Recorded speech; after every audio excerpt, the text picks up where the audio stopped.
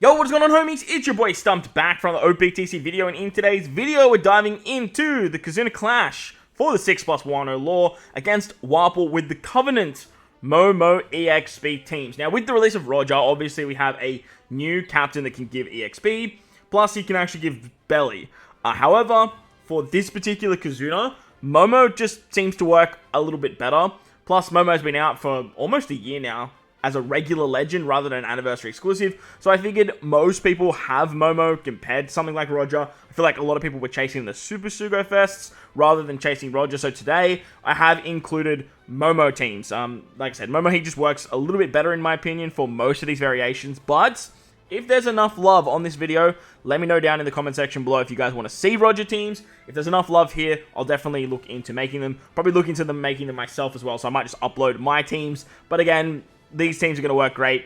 They should work great anyway, and we'll do a test once the event goes live too. But while you're down in the comment section, belt the like button, hit the subscribe button, do all that good stuff for me. With that said, let's take a look at the first variation, which is the Psy variation of Wapol. In the Psy variation, Slashers, Driven, and Cerebral characters get all the good stuff. On turn 2, there's 5 turns of Paralysis, 7 turns of Pain. It's a lot of pain. 1 turn of Special Reverse, and then after level 30, you basically get all the normal stuff with the Blowaway and Grey Shield, 85% HP cut, 5 turns of Bind in your top row after sockets, full immunity except for Paralysis, normal attacks only will deal 1 damage, 3 turns of a Chain Multiplier at 3.5 times or less, being a 90% attack down, 5 turns of Defense up, and an Intimidation for 2 turns if you use an attack boost or an Orb buff. Also, if you set the Chain Multiplier for an unlimited amount of times, the enemy will give you 5 turns of attack down, full body blob slots, usually beneficial effects, and on death, you are going to take 30,000 damage. So, a lot of stuff to actually deal with here. But, obviously, we are using Momo as our captain.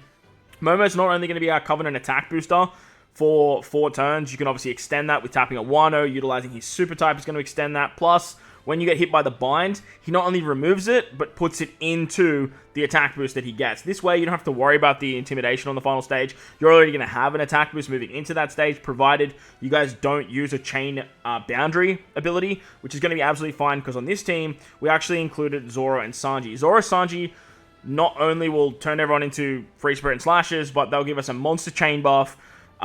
They'll remove the defense up, they'll increase Momo's attack buff, they do a lot of stuff there as well. Unfortunately, their super swap isn't going to work in the sense of giving us an all buff on the final stage, purely because of that intimidation. You're going to lose it by 2 turns, so it's a bit unfortunate there. But to counter that, we have Robin and Koala. Robin and Koala just, again, showing how valuable they are as a regular legend. This character, honestly, in my opinion, is the most underrated character in the entire game. They pop up everywhere nowadays whenever I'm building teams. Their Super Swap is going to give us a massive color affinity boost to our Int-based characters, which obviously we're tapping with Type Advantage with Int. Plus, they're going to give us 3 turns of an Orb buff, so that way you don't have to worry about the Intimidation, reducing it by 2, which is awesome. Plus, because it's a Robin unit, you can actually use the Bardo support. Utilizing supports to get around Paralysis is definitely going to be the play. Depending on what you have in your box, I've included a whole bunch of them here. Momo has Raizo or Izo and Kiku. You have Rayleigh on Luffy. You have Nami on Zoro Sanji. And then you also have Bardo or even Mr. One if you have it on Robin and Koala. Now, to trigger the super type of Momo, I have included the anniversary exclusive Luffy. You can basically replace him with any other Luffy, really. The Blitz 5-star Luffy is actually really good for this fight as well. He's a cerebral free spirit character, so he gets his cooldowns. He can give you some tap timing, but this Luffy's just better because he can be a base stat booster. He can increase the orb buff from Robin and Koala as well, which is really, really nice. Plus, again, you can use the Rayleigh support. He also delays too, so if you guys have the other supports you guys see on screen, mainly the Bardo or Mr. One, like that's going to be like the best thing that you can do. You can actually use a damage boost against delay, which is this Usopp right here. And it goes on Luffy, so Luffy delays, and then you get a 1.5 times extra damage too. Because remember, the enemy is immune to everything besides paralysis, but Luffy's delay just goes through that. Now, the big thing about this particular quest that a lot of people are going to struggle with is the pain.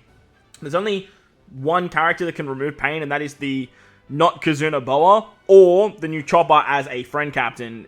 In his captain ability, he just removes pain, but Shirahoshi Mancherry can remove pain as well. They can remove 10 turns of 2 selected debuffs, which is very, very good, because you can actually not only remove the pain debuff, but you can also remove the attack down if you're below a certain chain debuff.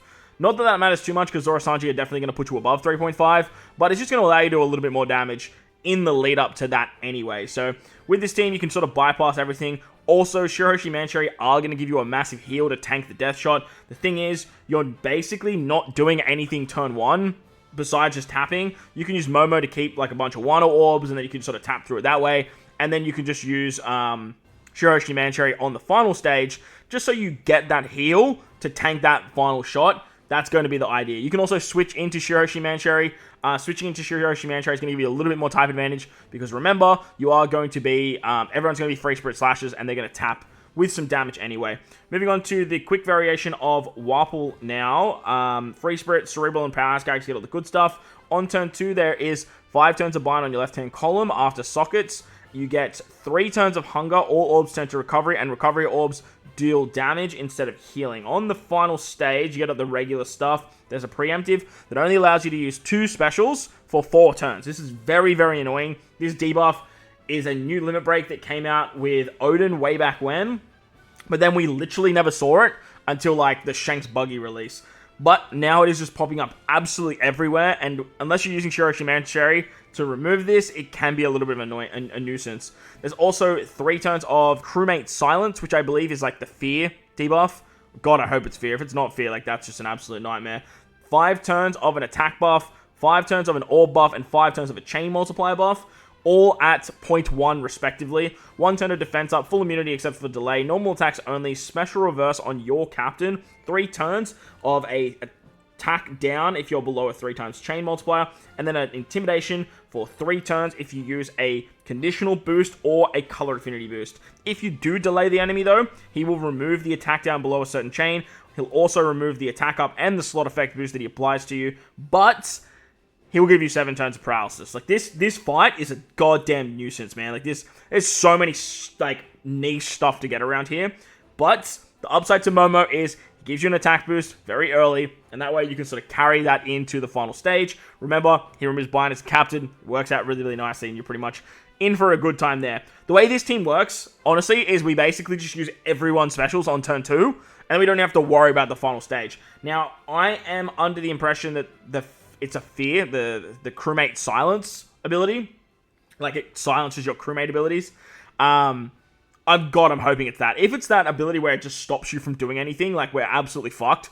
But the idea of this team is just to use everything on turn 2 anyway. Hiyori has hunger. At max hunger, she can remove 3 turns of the hunger stacks. If you guys do not have max hunger on your Hiyori, this team will not work. I do want to preface that, but you can swap out this particular Yamato down here with Ace Yamato. That will definitely work. Ace Yamato will give you a chain boundary. They'll also give you a conditional boost as well, which is really, really nice. You will have to use them on the final stage, though, but they also have hunger. Next, we've got Robin and Koala. Once again, Robin and Koala just popping up absolutely everywhere. They're going to be a 3-turn orb buff, so you can use them on turn 2, carry the orb buff into the final stage for your Dex characters, and you're going to be hunky-dory without getting that 1.1. Next, we've got Halloween Shanks. Halloween Shanks is going to give you 3 turns of a chain boost, as well as 3 turns of a color affinity boost for your cerebrals and your slasher units. He works absolutely perfect. Actually, I lied to you because you don't have 3 or more. You don't have 4 or more int characters on the team, so you're pretty much only getting the color affinity buff, which is kind of sucky. But like rip bozo, right, Shanks? But he's still going to be a color affinity booster anyway. If you guys really want to, you can actually replace him, and I would recommend doing this. Actually, is just swap out him for Zoro, the new anniversary rare recruit. He's just going to give you a better orb buff. Plus, you can actually get like a double special situation, and then that way you can remove the defense up on the final stage as well. And then basically just use any color affinity support for your final stage. Remember, you are rocking like a lot of slashes, so you could probably do something like Odin as your color affinity booster. This one right here, getting a 1.5 times color affinity buff for that final stage. Well, actually, it's not going to work now I'm looking at it, because you have that shitty intimidation. That intimidation sucks absolute donkey's dick. It's so annoying. Finally, I put on what's her name? Yamato. I guess you could replace Yamato with Halloween Shanks then. So that way you have the color affinity buff. But with Yamato, I figured like you get 20% slasher resistance. You also get a increased damage taken on the enemy. Like I said, you're not going to get that normal attacks, the color affinity, but at the end of the day, the team should work fairly nicely. So that's verse quick. It's a doozy of a fight. Let's move on to the int variation now, which is a little bit more bearable. Psi, int, and dex characters get all the good stuff. On turn 3, you get a super burn for 3 turns. You get a full board of bomb orbs, and there's a slot barrier for 2 bomb slots. On defeat, you take 30,000 damage, so you don't want to get hit by the burn, you don't want to get hit by the bombs. There's just a lot going on here. If you hit perfects, then, excuse me. You hit perfects, you're not going to take the bomb damage, but you'll take the burn damage, and if you don't hit perfects, you won't break the barrier, but you won't take... It's a fucking nightmare, this stage. You take 30,000 damage on death, and then on the final stage, you have to deal with the regular blow-away shenanigans, 50% HP cut, 9 turns of blind on your left-hand column, top row gets special reversed, 5 turns of convert healing to damage, 5 turns of poison, full board of poison orbs, full immunity except paralysis, your top row gets 6 turns of despair after sockets, 1 turn of paralysis, and then normal attacks only deal 1 damage. When you're below 50% HP and you remove the poison as well, the enemy is going to give you 8 turns or 5 turns after sockets of bind on your crewmates, and then you're also going to have to deal with 5 turns of resilience. So, this is why Momo is just so goddamn good, man. Like, he's so freaking good. The reason he's so good, and I totally forgot to put the Nami support on here, by the way, so make sure you guys are doing that. The reason he's so good is because he applies end of turn damage, and he removes binds, and he's an attack booster. He just does basically everything you need for this particular fight. When you remove the poison, you get blinded, and then he just removes the bind. He removes the bind already. All you have to make sure you are doing is remove the despair before you remove the poison. And there's a character that just does all of that, as well as remove the convert healing damage. If you have Chopper at level limit break 5, 6+, he basically removes everything on the final stage. Now I'm remembering too, you don't even need the Nami support. Chopper is going to get... he gives the 1 turn of cooldown, so ideally you probably want to use like Brule or Nami on him.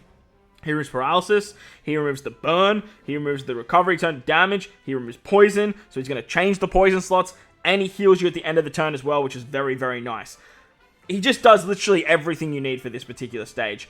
However, you still have to deal with turn 2. Remember, if you hit perfects, you're going to take burn damage. If you don't hit perfects, you take bomb damage. So, we are looking at utilizing Shanks. Shanks is going to give us a full board of Psi Orbs, which is really, really nice. Plus, he removes the barriers. He gives us 2 turns of a color affinity buff as well, which is really, really nice.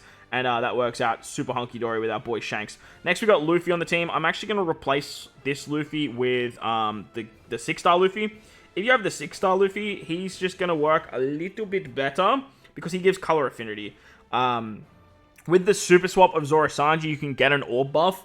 So having this Luffy as a sub will just allow you to get a massive color affinity buff. Super swapping with Zoro Sanji will give you an orb buff that you can then use the special of Zoro Sanji to increase the orbs of Luffy. Plus, they're going to give you a super tandem. They're going to give you massive chain shenanigans, and they turn everyone into slashes and free spirits as well. So that's always really, really nice. So this team, it should work fine. It doesn't have the most damage in the worlds, obviously for the reasons that that second stage and all the shenanigans on the final stage, but it'll get you EXP and it'll help out when you are doing your assists. Remember, all of these teams are assist-based teams, so if you are utilizing them, you don't want to use them for your regular runs unless you can't find stuff like Chopper Friend Captains, but if you are doing your assists, these teams are going to give you a lot of EXP. But that's going to wrap up the video. Hopefully you guys enjoyed this one. If you did, make sure to go down there, belt the like button, hit the subscribe button, do all that good stuff. Most importantly, wherever you guys are in this beautiful world, please remember to enjoy the rest of your day. As always, homies, thank you all for watching, and I'll catch you all in the next one.